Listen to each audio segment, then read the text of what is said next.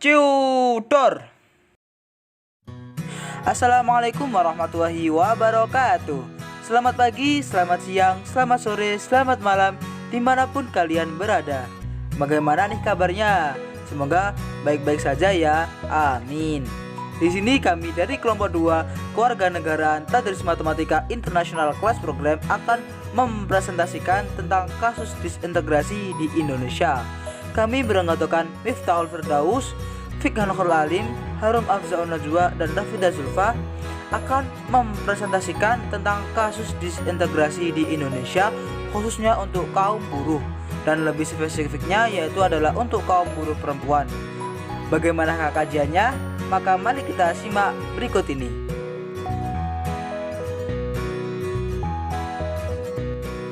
Studi kasus ini kami kutip dari www.cnnindonesia.com.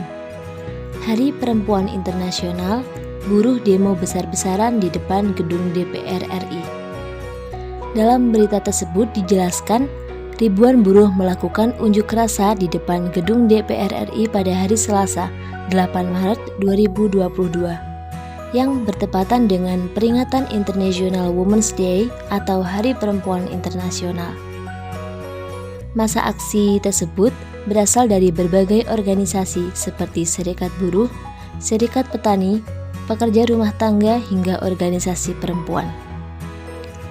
Presiden Partai Buruh, Said Iqbal, menyatakan hingga kini penindasan terhadap perempuan kelas pekerja masih terus terjadi dalam beragam bentuk dan rupa.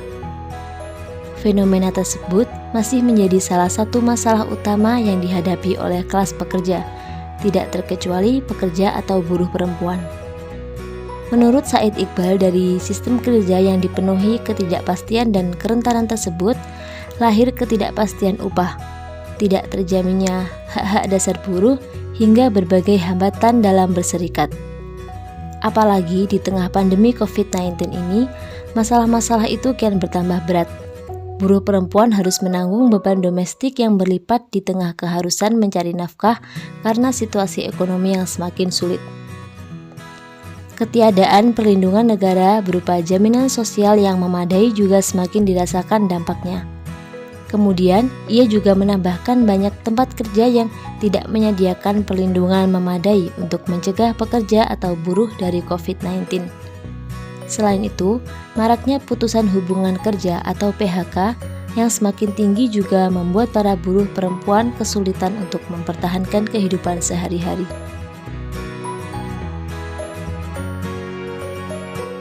Baiklah, kita masuk ke kaitannya dengan jenis integrasi.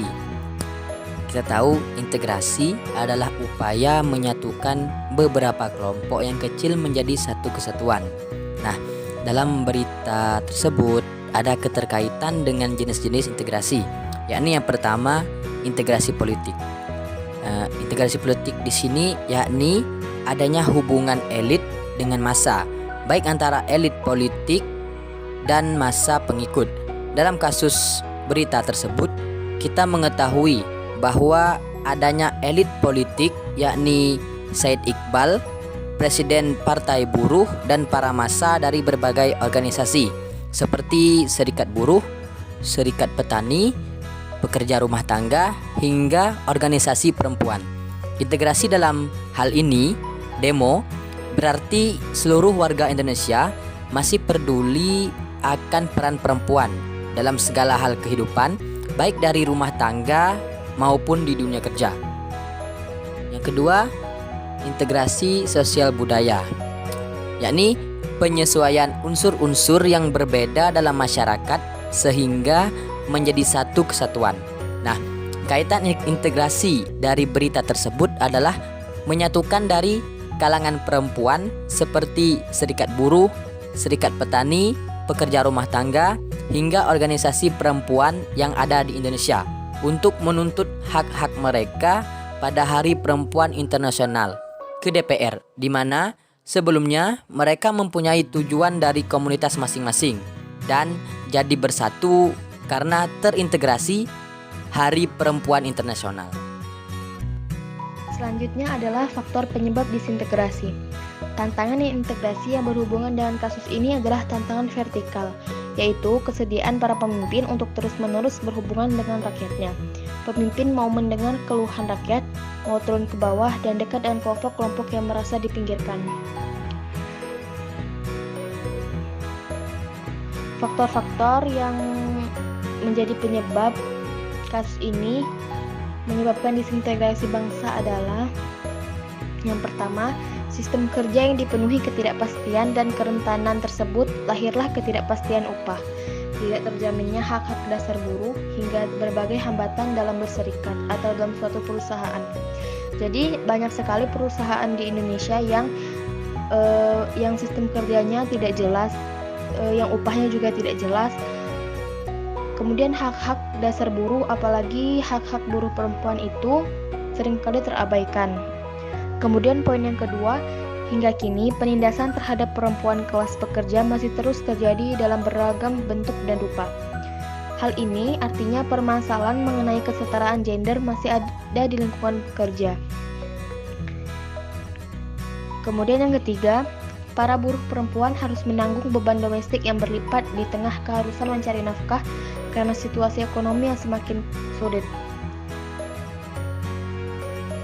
Yang keempat, ketiadaan perlindungan negara berupa jaminan sosial yang memadai juga semakin dirasakan dampaknya.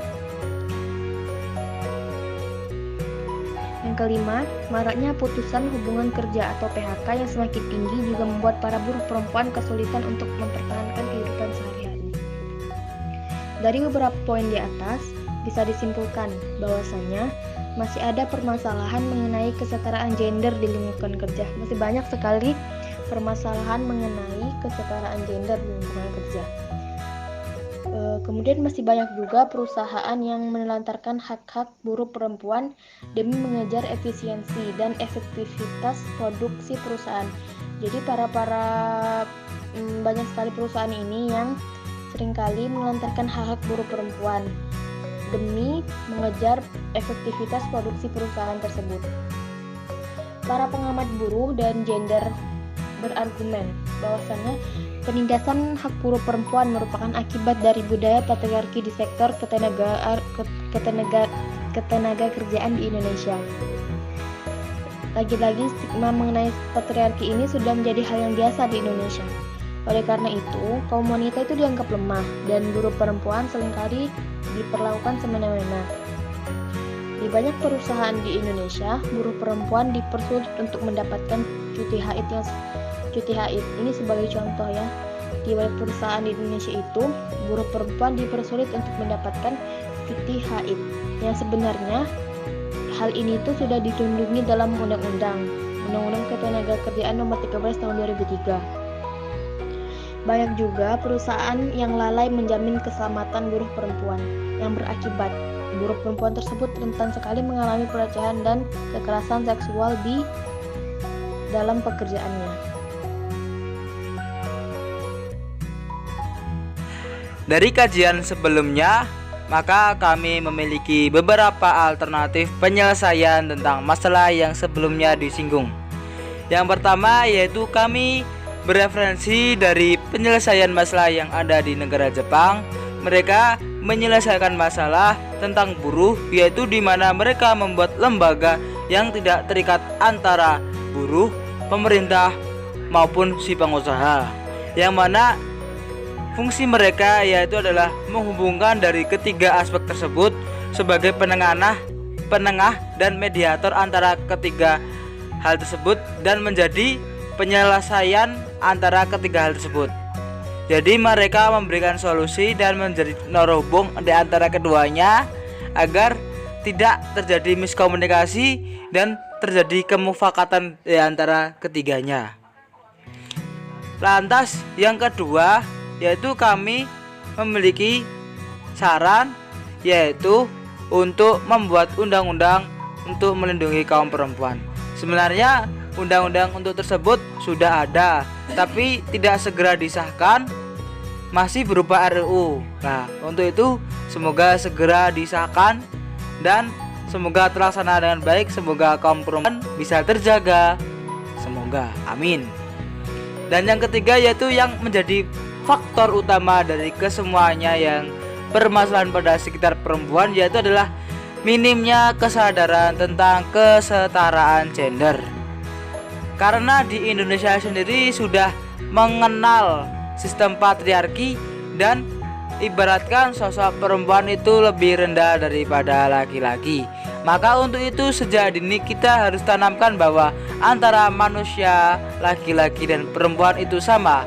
Jadi puncak dari kesetaraan gender sendiri yaitu adalah di mana laki-laki dan perempuan itu dianggap sama.